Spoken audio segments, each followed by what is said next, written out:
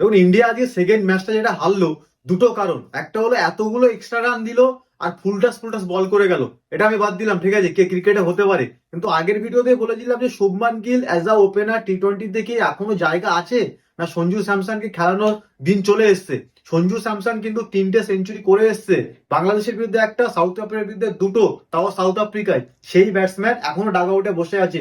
রিঙ্কু সিং এর জায়গায় কি প্লেইং ইলেভেন হয় না শিবম দুবের জায়গায়? শিবম দুবে খেলছে 6 নম্বর বোলিং অপশনে, তাহলে আমি 6 নম্বর বোলিং আমি অভিষেক শর্মা কেন দিয়ে করাচ্ছি না?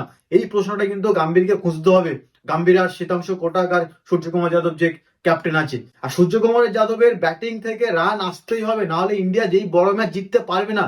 যতই টি-20তে বড় টিম হোক না কেন, টি-20 যে কোনো টিম যে কোনো দিন যে কোনো সময় জিততে পারে।